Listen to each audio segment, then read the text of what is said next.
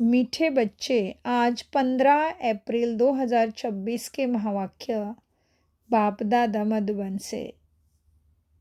मीठे बच्चे, हाँ जी बाबा, तुम्हारा स्वधर्म शांति है। सच्ची शांति शांति धाम में मिल सकती है।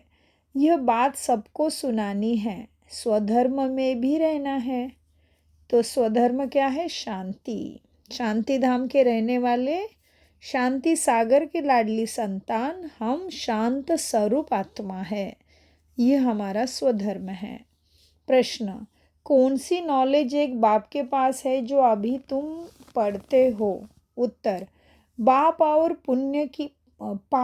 पुण्य की नॉलेज। कौन सी बाप की नॉलेज है? पाप और पुण्य की नॉलेज। भारतवासी जब बाप को गाली देने लगते हैं तब पाप आत्मा बनते हैं। जब बाप को और ड्रामा को जान लेते हैं तब पुण्य आत्मा बन जाते हैं। यह पढ़ाई तुम बच्चे अभी ही पढ़ते हो। तुम जानते हो सबको सद्गति देने वाला एक ही बाप है। मनुष्य की सद्गति अर्थात मुक्ति, मनुष्य को सद्गति अर्थात मुक्ति, जीवन मुक्ति दे नहीं सकते। गीत चला है, इस पाप की दुनिया से क्या कर भगवान मुझे दूर कहीं ले चल। तो भगवान को हम गाली देने लगे, मतलब क्या किया हमने? क्या किया? भगवान को सर्वव्यापी कहा और आत्मा को आत्मा ही परमात्मा है कहा। फिर क्या किया? सभी देवी देवता परमात्मा है कहा। और फिर परमात्मा का जहाँ पे नाम था वहाँ पे देवी देवता कृष्ण का नाम डाल दिया। एक तरफ कृष्ण को कहते हैं लॉर्ड कृष्णा, राइट? और फिर God is light, God is all mighty, God is truth, ये भी कहते हैं। तो अगर कृष्णा के लिए ऑलरेडी लॉर्ड शब्द है तो फिर वो गॉड कैसे बन सकते हैं? तो गॉड कैसा है? निराकार है, प्रकाश स्वरूपम। गॉड सत्यम शिवम सुंदरम है। और देवी देवता कृष्ण कैसे है? श्याम सुंदर है। श्याम भी बनते हैं, माना वो तमो प्रधान उतरती कला में भी आती आत्मा की स्थिति, और फिर चढ़ती कला माना सतो प्रधान भी बनते हैं। लेकिन परमात्मा ना जन्म मृत्यु में आता है, ना चढ़ती कला ना उतरती कला। वो सदा ही सागर रहता, सत्यम शिवम सुंदरम ही रहता है। तो ये बातें हमें परमात्मा ही समझाते हैं। और ये बातें न जानते हुए हमने परमात्मा को ठीक कर भीतर सर्वव्यापी कह के क्या किया? परमात्मा का अपमान भी किया और यही गाली भी हो गई। तो इसीलिए बाबा ने हमें आज बताया कि किस तरह से तुम पाप आत्मा बनते हो और अभी ये नॉलेज तुम धारण करते हो, तुम लेते हो, तुम अपने संस्कारों को परिवर्तन करते हो, तुम आत्मा अभिमानी बन जाते हो, तब तुम पुण्य आत्मा बनते हो। धारणा के लिए मुख्य सार, बाप से जीवन मुक्ति का वर्षा लेने के लिए पावन जरूर बनना है। ड्रामा की नॉलेज को बुद्धि में रख दुखधाम में रहते भी दुखों से मुक्त होना है। धन माल व सावकारी का नशा छोड़ देही अभिमानी रहने का पुरुषार्थ करना है। वरदान, विकारों के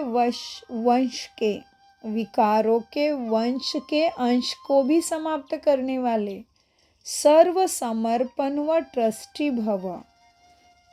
विस्तार, जो आय वेल के लिए पुराने संस्कारों की प्रॉपर्टी किनारे कर रख लेते हैं तो माया फिर किसी न किसी रीति से पकड़ लेती है।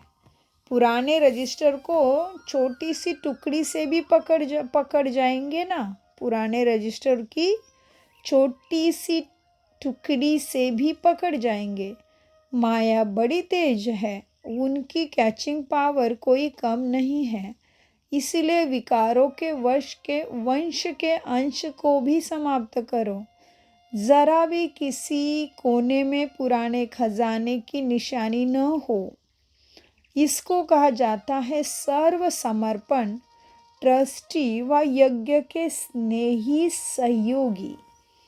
स्लोगन, किसी की विशेषता के कारण उससे विशेष स्नेह हो जाना, यह भी लगाव है। तो हमें लगाव झुकाव बंधन से मुक्त होके आत्मा अभिमानी बनना है। परमात्मा अभिमानी बनना है, परमात्मा प्यारा बनना है, परमात्मा स्नेही बनना है। तो इसीलिए किसी की विशेषता के कारण उससे विशेष स्नेह हो जाना, यह भी लगाव है। अव्यक्त इशारे, महान बनने के लिए मधुरता और नम्रता का गुण धारण करो। मधुरता ही महानता है। इससे मन और मुख का कड़वापन समाप्त हो जाता है। क्रोध अग्नि शीतल हो जाती है। बाप दादा अपने हर बच्चे को शीतल देवता बनाना चाहते हैं। इसलिए मधुरता के गुण को धारण करो। आपका मुखड़ा भी मीठा हो।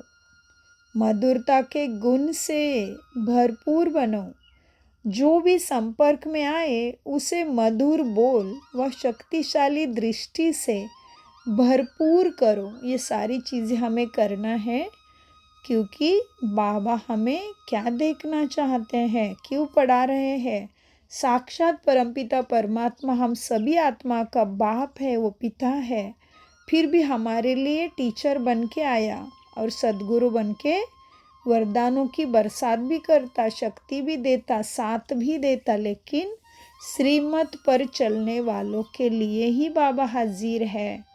तो इसीलिए बाबा कहते बाप दादा अपने हर बच्चे को शीतल देवता बनाना चाहते हैं।